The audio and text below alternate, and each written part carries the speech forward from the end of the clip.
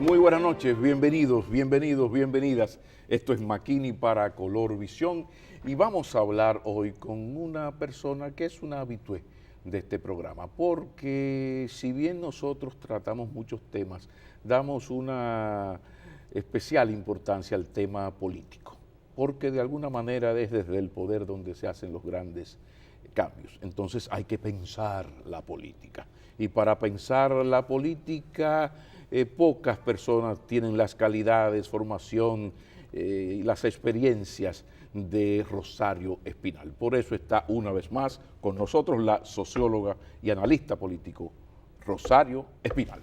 Dama. Hola.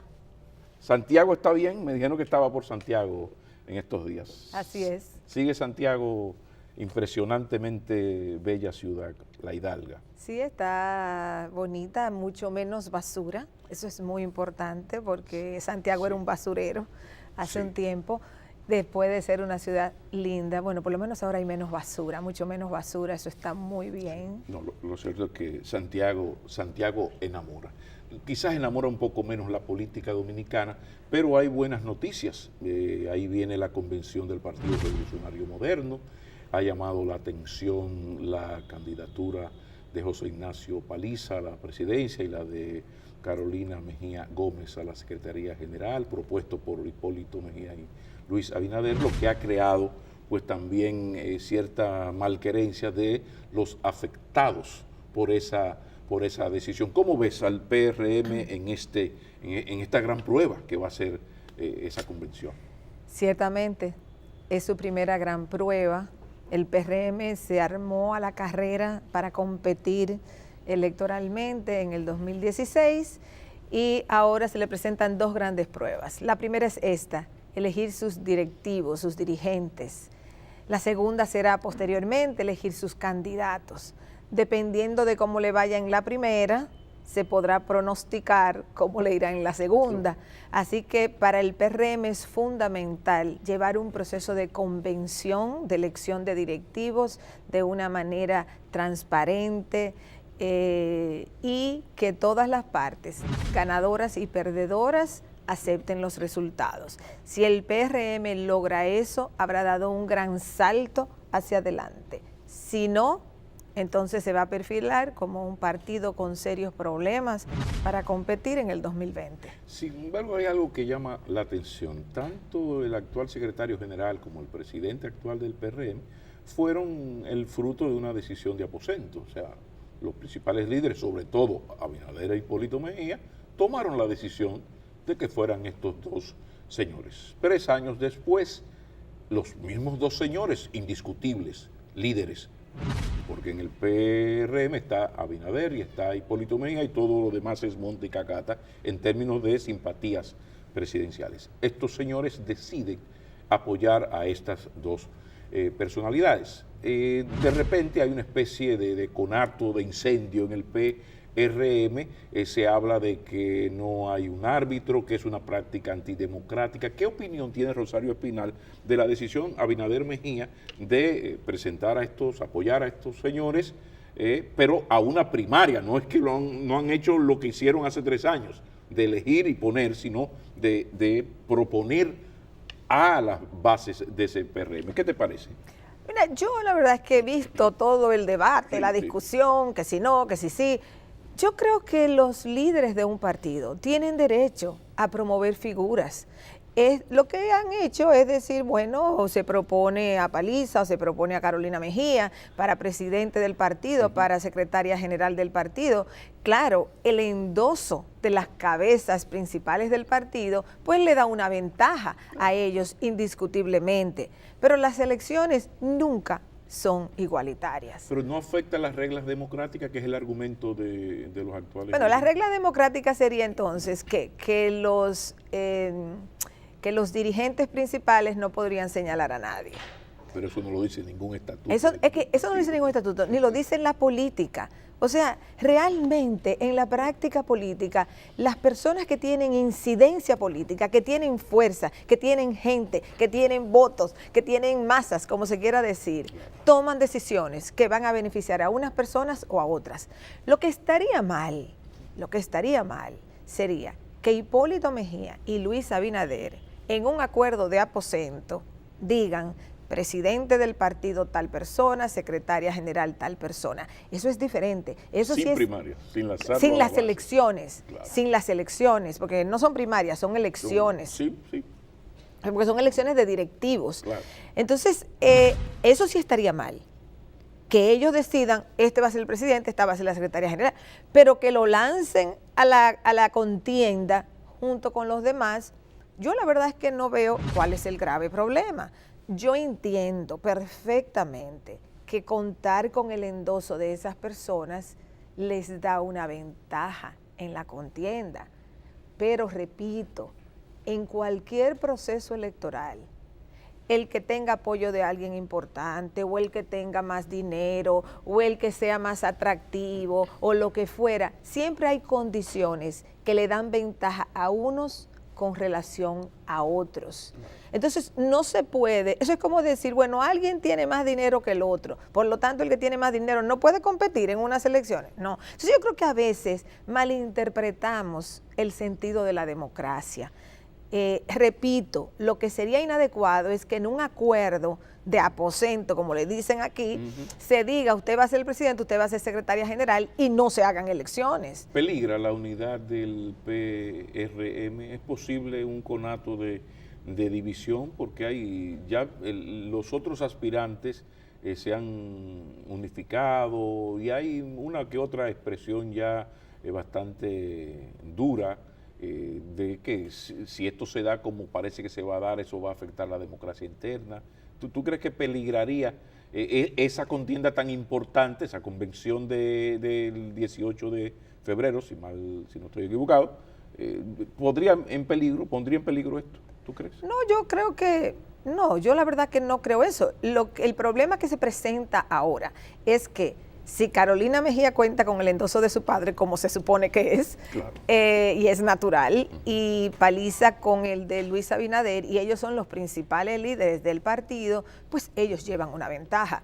Eso es indiscutible. Pero llevarían una ventaja sobre un tercer candidato. Pero ¿a quién se le ocurre competir contra Abinader e Hipólito por la candidatura presidencial? O sea, con una posibilidad. O sea, sería muy difícil que alguien diga, yo voy a competir, yo no tengo el apoyo de Hipólito, yo no tengo el apoyo de Luis Abinader, pero yo voy como quiera. O sea, es muy difícil que una persona en esas condiciones, que no tenga el apoyo de los principales líderes, pueda ganar. En la realidad, esa es la realidad. Si no, lo que estamos es hablando de ficción democrática. O sea, asumir que cualquier persona que compita tiene las mismas condiciones que los demás, y no es así. Lo que pasa es que yo estoy viendo en esto una vez más el síntoma del no saber perder, de no aceptar derrota. Esa cultura política dominicana ya se agarra de cualquier cosa para entonces crear, en este caso sería una lamentable fisura, división en el PRM. O sea, yo lo veo venir en el sentido de que, bueno, si estos dos señores toman a estos dos como sus favoritos, es democrático. Lo que pasa es que usted ha perdido. En la medida Los demás van en desventaja, indiscutiblemente, claro, porque quien cuenta con el endoso de un líder principal de un partido, a cualquier nivel, puede ser presidente del partido en San Juan de la Maguana, en Dajabón, donde sea, el que cuenta con ese endoso en este país, en cualquier partido, en cualquier país, donde quiera, va a tener una ventaja. Claro, tú puedes tener una situación donde las bases dicen, no queremos a quien dijo Hipólito Mejía, no queremos a quien dijo Luis Abinader, claro, y se forma por ahí algún movimiento alternativo, hipotético lo estoy poniendo. Sí, claro. Y bueno, y esas personas ganan aupadas por un movimiento, un tercer movimiento, vamos a decir una tercera fuerza, que en este momento no se está viendo en el PRM. Tan de moda en otras latitudes, que aquí no, esos outsiders aquí no funcionan mucho. Sí, pero lo estoy planteando a nivel de del interior del PRM. Yo digo un outsider, una forma dentro del... ¿Tú sabes por qué aquí no se ha dado ni es fácil que prospere todavía? Después de la pausa usted me va a responder eso. Perfecto. Ya regresamos.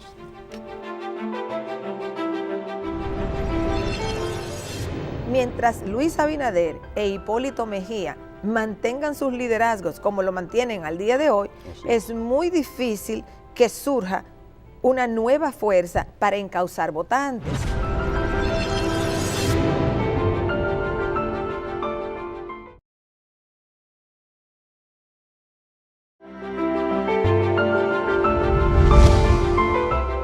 Rosario, perdona mi falta de educación, pero era necesario por el ritmo del programa interrumpirte. Los outsiders. ¿Perdón? Tus comerciales. Sí, tenían sí, que sí, salir no, esos ahí. son los niños lindos. No. Los outsiders. ¿Por qué no es posible un outsider dentro del PRM? Y ahí mismo te hago la pregunta, en la política dominicana, ahora que ahí tenemos Macron, tuvimos a Correa, el mismo Chávez, Evo, el otro Morales. ¿Por qué en la política dominicana es tan difícil esto de los outsiders? Pero no me dejes el PRM, por favor. La respuesta es igual para el PRM como partido, para el PLD o para el país en general en unas elecciones generales. La razón es que los outsiders surgen, es decir, outsider quiere decir el que viene de fuera, el nuevo que no estaba contemplado en el escenario y llegó de repente y se vuelve un fenómeno político. Eso sucede cuando todos los actores políticos que han estado operando en el sistema decaen, pierden relevancia. PRM, que tú preguntabas, mientras Luis Abinader e Hipólito Mejía mantengan sus liderazgos como lo mantienen al día de hoy, es muy difícil que surja una nueva fuerza para encauzar votantes.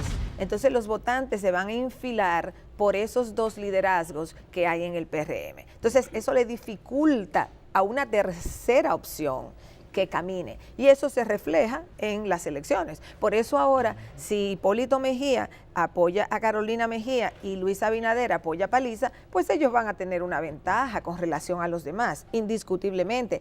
Pero la posibilidad de que una tercera opción se cuele, si eso es verdad, que ellos están apoyando esas dos figuras, se limita porque esos son los dos principales líderes. Las adhesiones políticas en el PRM se dan o con Hipólito Mejía o con Luis Abinader. Y mientras se da esa estructuración política, es muy difícil que surjan cosas nuevas. A nivel del país, hace años que a mí me preguntan, ¿y cómo es posible que aquí no ha pasado lo que en tantos otros países de América Latina, el Evo Morales, el Correa, el Chávez? Tú tienes unos 6 años respondiéndome esa misma pregunta. Pero aquí. A ti y a muchísima gente. O sea, porque la gente aquí está como a la espera. ¿Cuándo es que va a surgir algo nuevo? ¿Cuándo es que se van a ir estos partidos? La misma gente, vuelven, y vuelve, y quiere volver Hipólito, y quiere volver Leonel, y quiere volver Danilo. ¿Y cuándo es que surge algo nuevo? O lo mismo, bueno.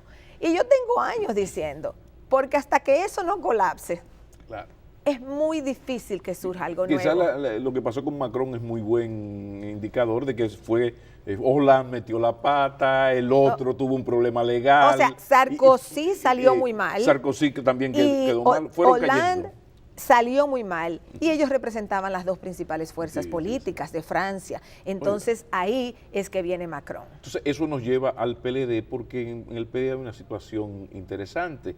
Los dos grandes líderes, uno tiene un transitorio mortal de que usted, usted nunca jamás, el que fue electo en el 16, nunca no puede ser candidato. Y Leonel Fernández ha sido presidente en 3 ocasiones. Ya eso pinta un escenario diferente. Luego estarían los demás miembros, que en esto destaca Margarita Cedeño, y los demás estarían hasta ahora Navarro, se habla de Carlos Amarante Barreta, aunque no lo ha confirmado,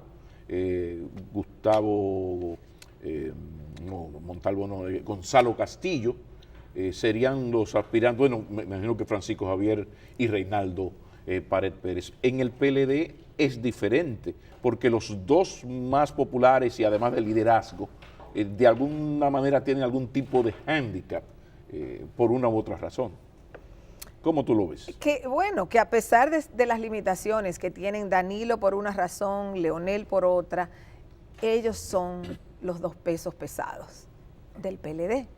Entonces, ellos siguen gravitando en la vida del PLD y es muy difícil en el PLD que surja cualquier otra opción a menos que no sea aupada por lo menos por uno de ellos.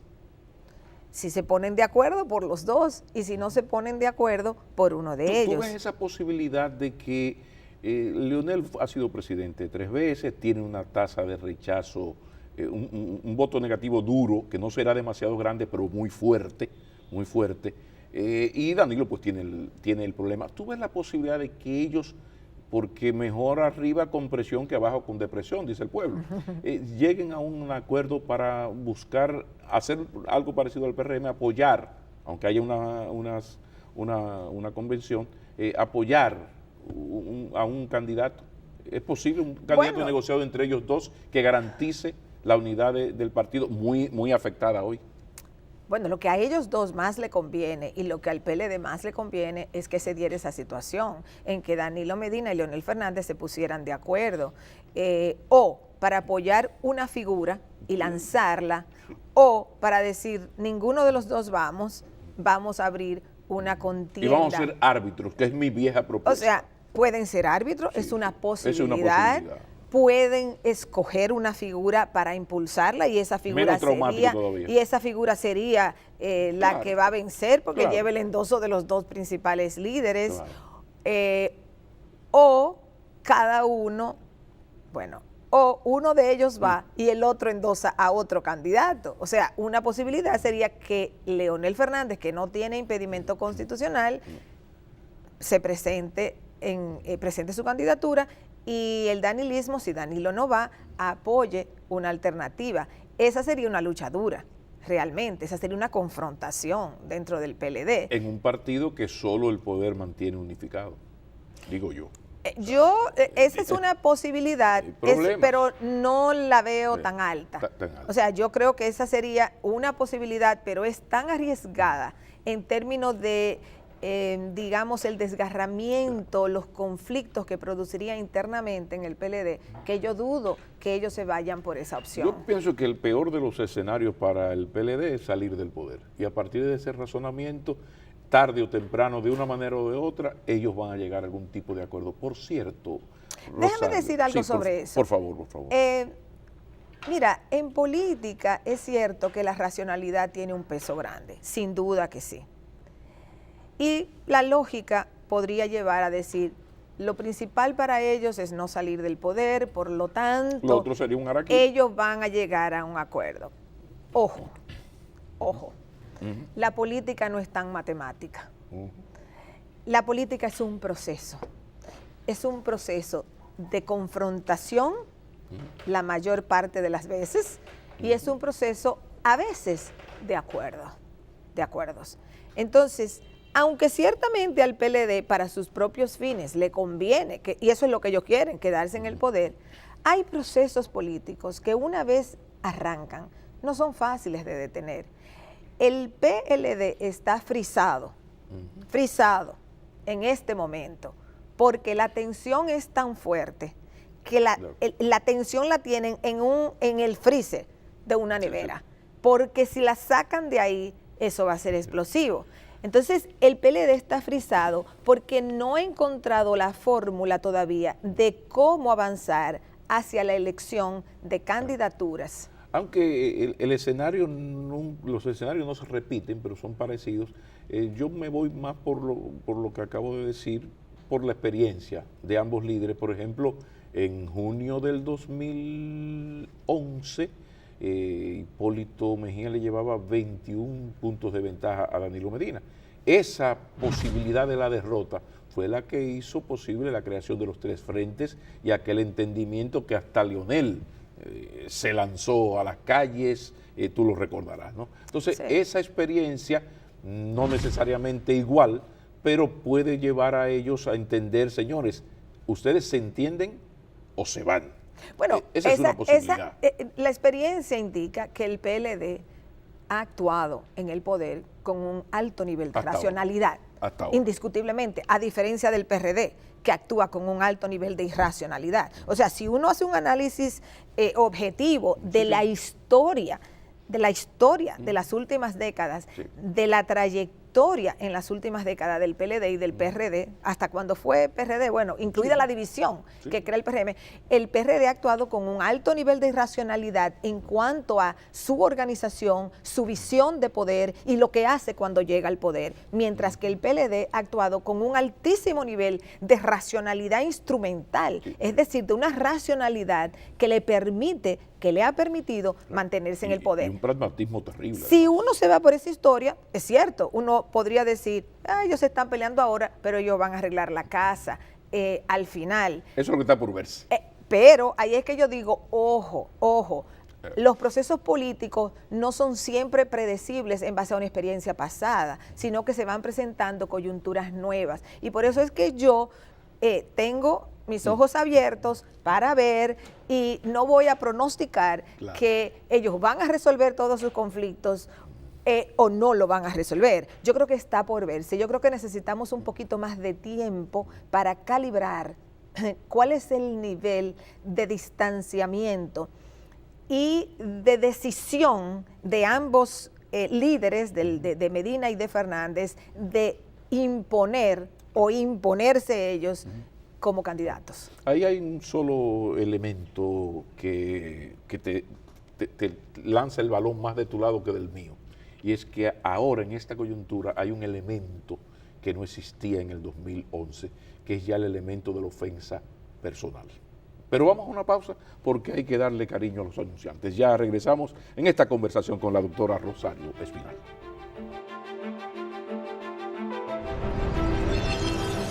La diferencia fundamental entre Danilo Medina y Leonel Fernández es que Danilo Medina asumió el programa social que Leonel Fernández se resistió a implementar.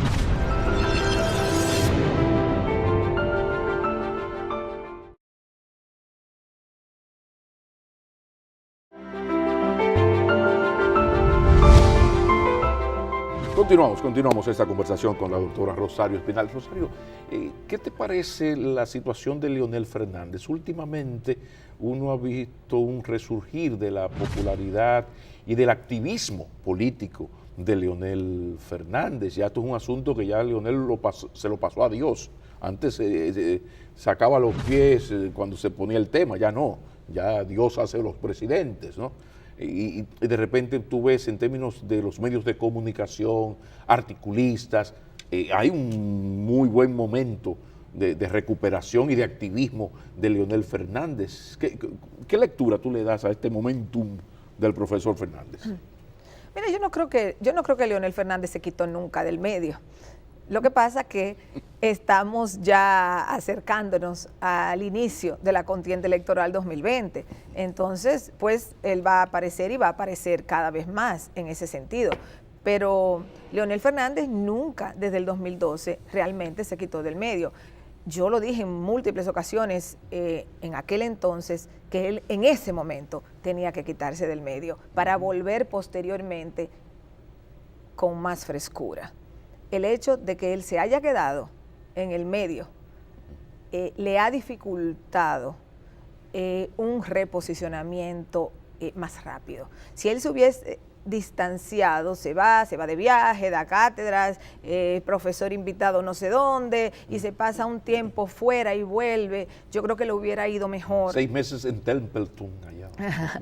le hubiera ido mejor, porque es muy difícil para los expresidentes quedarse merodeando, quedarse por ahí, porque están compitiendo con la figura presidencial, aún sea del mismo partido. Claro. Entonces, en ese sentido, yo pienso que lo que vemos ahora es lo mismo que hemos visto. Claro, hay una diferencia, y es que en estas elecciones venideras, él no tiene un impedimento constitucional, pero tampoco lo tenía en la anterior, sí yo diría que el leonelismo lo está viendo como una oportunidad que no pueden desperdiciar. Entonces yo pienso que el leonelismo va a estar, ya está, y va a seguir articulando su candidatura para ver si toma fuerza, para ver si despega. Pero además del problema que acabo de mencionar, de que él nunca se quitó del medio y eso ha hecho más duro el proceso de relanzarse, porque para tú relanzarte, tú tienes que experimentar una cierta transformación y que la gente piense que tú te transformaste para tú traer algo nuevo, porque él fue presidente 3 veces. Entonces, para tú traer algo nuevo, tú tenías que haber cambiado algo, tenías que haberte, ¿sabes cómo la gente cuando tú tienes un problema de pareja y dice, vamos a ir a terapia? Entonces tú vas a la terapia y eso supuestamente, o te metes en un grupo de no sé qué, de vivencia y convivencia, entonces eso como que te transforma la vida y tú supuestamente vienes y como que ahora la pareja está fabulosa porque fuimos a terapia o porque fuimos a la convivencia, al cursillo no sé cuánto. Bueno, en política ocurre lo mismo. O sea, si tu relación se agotó con la sociedad, y las relaciones nunca se agotan totalmente, porque no es que se puede decir que la relación de Leonel con la sociedad... un expresidente de 12 años. No es que se agotara totalmente, pero sale disminuido del poder. Claro. Entonces él tenía que pasar por un proceso, digamos, de limpieza. ¿Tú no has visto señales de renovación en este Leonel Fernández, el de hoy? ¿No ves señales? De renovación personal propiamente. Digo, discursiva, de compañías o de discursiva. Yo lo siento más a la derecha, más conservador, en compañías, no sé qué tú habrás visto. Es que sí, bueno, si esa es la opción, yo a esa opción no le veo mucho futuro político. O sea, si su renovación es ponerse más conservador y ser el vocero de la ultraderecha, que cuando él salió del poder se quedó sin vocero, porque eso es real. O sea, la ultraderecha, por eso se salen del PLD en el gobierno de Danilo, porque la ultraderecha ha visto a Leonel Fernández como su voz, como su vocero, como su líder. Entonces, si él va a hablar por ese sector, a menos que le encabece un movimiento antihaitiano, que eso sería un populismo nacionalista, a menos que le encabece eso, y eso tiene muchos bemoles en una economía abierta como esta. Pero yo creo que detente ahí, animal feroz, como digo yo. No, porque tocaste un tema, los voceros más inteligentes, consistentes, de mayor influencia mediática, son los sectores más ultranacionalistas y conservadores en defensa de Leonel Fernández. Exacto.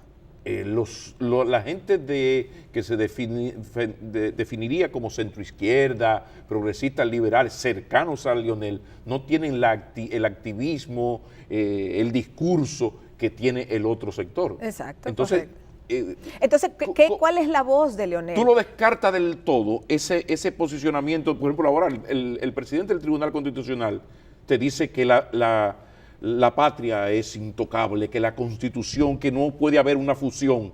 Pero, ¿cómo que la fusión? ¿Quién está planteando eso? O sea, se oye bonito y hay un discurso muy repetitivo en ese. La patria está en peligro y aquí, claro, estoy yo para salvarla. O sea, esto podría ser una tentación para ese Leonel Fernández y que la renovación sea hacia la derechona.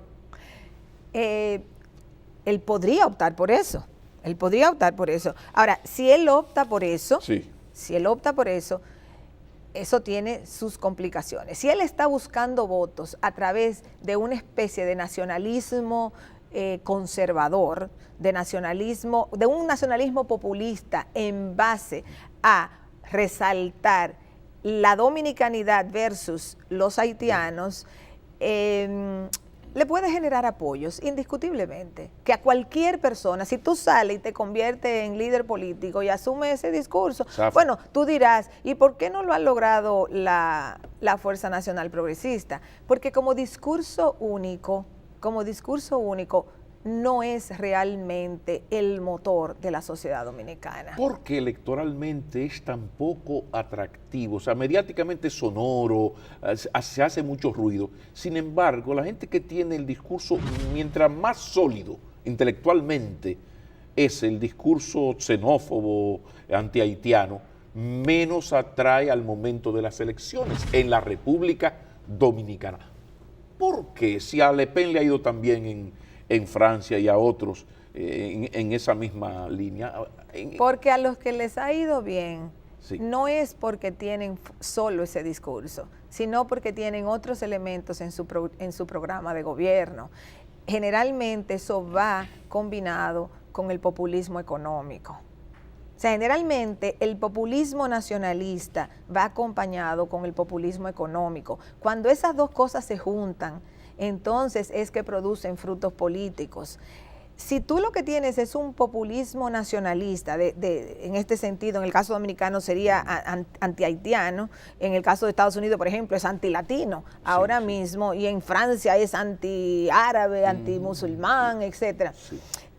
Si tú tienes solo ese discurso, es muy difícil de calar, porque la gente tiene muchas otras problemáticas que tú le tienes que atender en la construcción del discurso político. O sea, eso sería complementario. La parte Exacto. ultranacionalista que va... Es un elemento, es un elemento. Hay un plan de fundir la isla. O sea, es un elemento dentro de otros elementos. Ese es un punto a considerar. Punto número 2, importantísimo para la República Dominicana. Ajá. Un proyecto político fundamentado en el populismo nacionalista, no económico, sino en el populismo nacionalista de la patria, vamos a decir, claro, enfrentaría serios problemas. Este es un país que depende del turismo. Y cuando tú agudizas un proyecto de populismo nacionalista, tú tienes que tener un enemigo. Tú tienes que tener un enemigo humano. Y ellos lo tienen hace tiempo. Tú tienes que tener el enemigo humano. Pero ese enemigo humano, que en el caso dominicano serían los haitianos, te va a generar un escándalo a nivel internacional. Para una economía abierta como esta, un boicot en el turismo, por ejemplo, un boicot en las exportaciones es sumamente riesgoso. Entonces, por eso es que ese discurso, aunque ahora adorna muchas cosas y en todos los programas uno oye todo eso, a la hora de la verdad de implementarlo como un proyecto político, tiene limitaciones. Pero Fernández tendría la capacidad de tomar este discurso ultranacionalista y ponerle el condimento que falta, que es el populismo económico. Lo que pasa es que el populismo económico es el discurso de Danilo, es parcialmente el proyecto de Danilo Medina. O sea, el proyecto, la diferencia fundamental entre Danilo Medina y Leonel Fernández es que Danilo Medina asumió el programa social que Leonel Fernández se resistió a implementar. Esa es la diferencia fundamental. Hay diferencias de estilo. Leonel Fernández es... ahí están los mejores logros del actual gobierno. Por eso es que el gobierno mantiene un relativo alto nivel de aprobación. Porque ¿qué es lo que hizo Danilo Medina? Danilo Medina dijo, lo que Leonel no hizo fue consolidar los programas sociales. Danilo Medina entra con un proyecto del 4% para la educación, de viviendas, de programas de vivienda, de ampliación de SENASA, la MIPYME, financiamiento a microempresarios. O sea, lo que Medina hace Él hizo un checklist. Lo que yo llamo... Lo que no hizo Leonel. Lo que yo digo es, fundamentalmente, el Estado dominicano, que era corrupto y clientelar siempre, con el retorno del PLD al poder en el 2004 con Leonel, comenzó a implementar, a desarrollar un Estado asistencialista. Pero Leonel se quedó corto en ese Estado asistencialista. Quien amplía ese Estado asistencialista con el 4%, la tanda extendida, los programas, la nueva barquita, todas esas cosas. El éxito de SENASA, lo de la cobertura. La cobertura. Salud, o sea, son varios programas. Cuando tú ves eso realmente se expande a partir del 2012. Entonces, ese ha sido el proyecto y por eso es que hay una base de apoyo de Danilo Medina que, a pesar del escándalo de Brecht y de los escándalos de corrupción, ha sido difícil desplomarle o que se le desplome su popularidad, su aprobación de la gestión, porque hay un techo en el declive. Claro, en su mejor momento él llegó a las nubes de un 80, cerca de un 80% de aprobación. Con los escándalos de corrupción bajó a cerca de un 50%. Pero un 50% es un buen colchón para un presidente en cualquier país del mundo. Entonces, lo que ha sido difícil para la misma oposición e incluso para Leonel Fernández necesita que Danilo Medina baje más. Porque cuando Danilo Medina baje más es que podrá reabrirse realmente una competencia en el PLD y una mayor competencia en la política en general dominicana. Y a mayor popularidad de Danilo, mayor la tentación de otra modificación impensable. Mira, modificación constitucional. Mayor a mayor aprobación, mayor tentación de modificar la Constitución, mayor capacidad de que los organismos del PLD le sigan respondiendo a él, porque los militantes de partido salen corriendo cuando el líder se está derrumbando. O sea, nadie puede creer que fulano es leonelista y Perencejo es danilista. Todos esos miembros del comité político fueron ultra leonelistas cuando Leonel llevaba la bandera. Luego son danilistas. Hay algunos que son leales. Eso lo explicó muy bien Leonel Fernández en su artículo del sobrecito. Tenemos que ir a una pausa, Rosario. Cuando regresemos, se nos está quedando algo fundamental. La Marcha Verde de mañana. Después de la pausa, analicemos la Marcha Verde. Ya regresamos.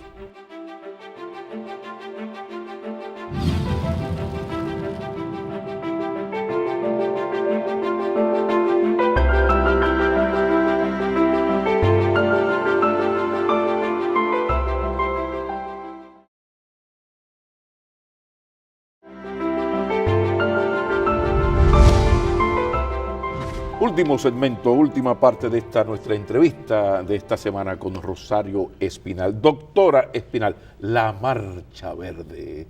Es casi medianoche, ahorita pues viene la Marcha Verde en las cercanías del Palacio Nacional. ¿Cómo ves el movimiento Marcha Verde contra la corrupción? Bueno, el Marcha Verde tiene un desafío. Y esta decisión.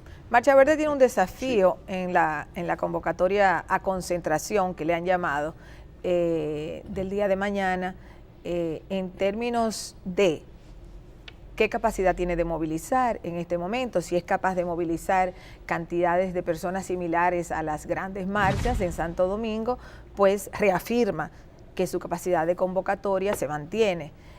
Tiene también un desafío de contenido, ¿qué es lo que va a decir?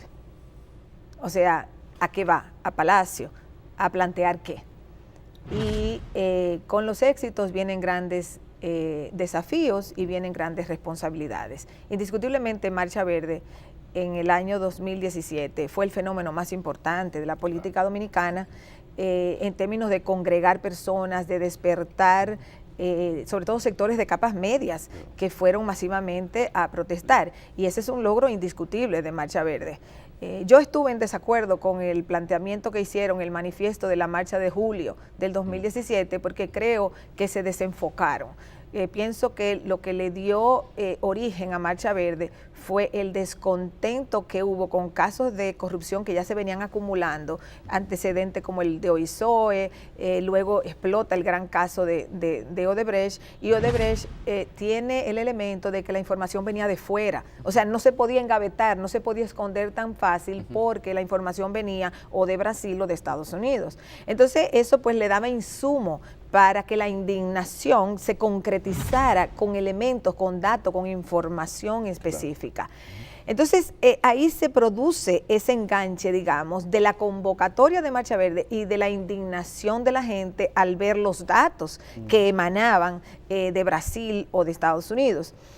Y el movimiento pues abrió un espacio de participación de jóvenes, de capas medias y de movilización en sentido general y de esperanza de cambio. Pienso que el manifiesto de julio, de la marcha de julio, desinfló un poco el movimiento, porque ellos pasaron de enfocarse en la lucha anticorrupción de casos específicos, que era lo que había que empujar, a un planteamiento general de que, bueno, nada sirve y entonces hay que ir a las cabezas porque esto hay que derrumbarlo. Un poco esa es la narrativa que viene. ¿Cómo explicar ese comportamiento, este error reiterado?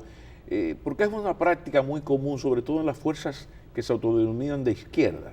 O sea, yo mañana a un gobierno que tiene en ese entonces 68, 70% de apoyo, la economía que más crece, disminución lenta pero disminución de la pobreza, jornada escolar de tan detendida, yo vengo y planteo acabar con este gobierno. O sea, este error, sobre todo cuando se ha tenido un éxito que se convirtió prácticamente en la oposición, Marcha Verde la oposición de este país. O sea, ¿por qué esos sectores que uno dice progresistas, liberales, son tan erráticos, si iban tan bien? ¿Por qué ¿A qué se debe eso? ¿Qué explicación tú le das, por favor? Bueno, mira, hay varias formas de explicarlo. Una explicación podría ser histórica. Este problema yo lo he visto desde que era muy joven, es reiterativo. Sí, aquí los sectores, digamos, más de izquierda o más progresistas, como se quieran llamar, siempre piensan que la revolución está al doblar de la esquina. Recuerda la revolución inminente, recuerda el concepto de Entonces, revolución inminente. Incluso yo siempre les digo, señores, recuerden que Balaguer aguantó grandes movilizaciones, del año 86 al año 91. O sea, Balaguer se quedó 5 años aguantando huelgas nacionales de 24 horas, de 48 horas. Cuando se le fue la mano y quisieron hacer la huelga de 72 horas, comenzó a desplomarse el movimiento. Porque en una economía como esta, nadie aguanta una huelga de 72 horas. Porque aquí hay una economía informal de más o menos el 50% de la gente que sale a vender fruta, a vender... Ese es el momento en que una izquierda anunció la revolución inminente. Ya vamos a tumbar a Balaguer y vamos socialismo. Mira, la anunció en los 60, la anunció en los 70, la anunció en los 80, la anunció en los 90. Entonces, he sido reiterativo y el Estado es muy poderoso. La primera lección en política es el Estado es muy poderoso. Y el dominicano es especialmente poderoso por la herencia trujillista. Y por su estabilidad, por la misma estabilidad que ha logrado. Claro. Hay países donde es más fácil dar un golpe de Estado. En Bolivia, por ejemplo, los indígenas te bloqueaban la entrada a La Paz y a las 2 semanas el presidente estaba renunciando. O sea, ahí hay que ver la historia. El Estado dominicano es sumamente fuerte. Claro. Entonces, si tú te vas a posicionar en contra del Estado, cual sea el partido que esté en el poder, tú tienes que saber que llevas una lucha larga y que necesitas llevar una lucha inteligente, una lucha muy inteligente para tú poder comenzar a dar pasos. Entonces, en el caso de Marcha Verde, pienso que en la marcha de julio perdieron la perspectiva y quisieron pasar de los casos específicos a la macropolítica, donde vamos a investigar arriba para que todo esto caiga. No, y ya se pasa a atentar con el sistema. Y político. La gente en este país quiere cambio, pero la inmensa mayoría de la población dominicana no quiere caos. Claro. Y cuando tú dinamitas el Estado, si es que logras dinamitarlo, que no es nada fácil, pero cuando cae un gobierno, tú creas un alto nivel de inestabilidad. Claro, no es que siempre hay que tener estabilidad a como sea, porque los procesos políticos te llevan a ciertos niveles de inestabilidad, claro, eso es así. Claro. Y si llega la inestabilidad, pues llegó y hay que enfrentarla. Pero para tú producir inestabilidad, si tú eres el opositor, tú tienes que llevar una lucha muy inteligente porque, como digo, el Estado es muy poderoso. Entonces yo pienso que ahí hubo un error de estrategia. Ellos tenían que quedarse enfocados en el caso Odebrecht y empujar el caso Odebrecht. Como se desenfocaron, eso ayudó al caso Odebrecht en el sentido de que a los encartados los soltaron, aquí no pasó nada, aquí no hubo ni siquiera una marcha cuando soltaron a los encartados, como si eso no importara.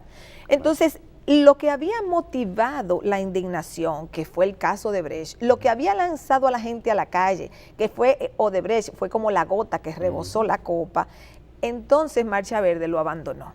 Y yo pienso que aunque ellos plantean que han seguido su proceso de organización durante el resto del 2017, en esta marcha, en esta concentración de mañana, está a prueba la capacidad de movilización y el contenido. Ellos tienen la posibilidad de retomar la lucha mañana, de mostrar que ahí hay mucha gente y de venir con una propuesta viable que oriente a la gente en una lucha posible. Porque los movimientos sociales no son partidos políticos. Los movimientos sociales tienen que tener luchas específicas y su objetivo es conquistar esas luchas. Lo que yo no entiendo es cómo es posible que en más de una ocasión tú y otros intelectuales hayan hecho la explicación, hayan dado el consejo y no hay forma ni manera. Vamos a estar atentos a lo que ocurre mañana. Es un acontecimiento social, político de primera importancia y creo que hay que echarle el ojo. Gracias, Rosario, como siempre. grandísimo placer recibir a la doctora Rosario Espinal aquí. Sepan que inmediatamente terminamos, pues ya está este programa a su disposición en nuestro canal de YouTube, Makini en TV. Ni un segundo más, un feliz fin de semana. Si es en familia, mucho mejor. Nos vemos el próximo sábado.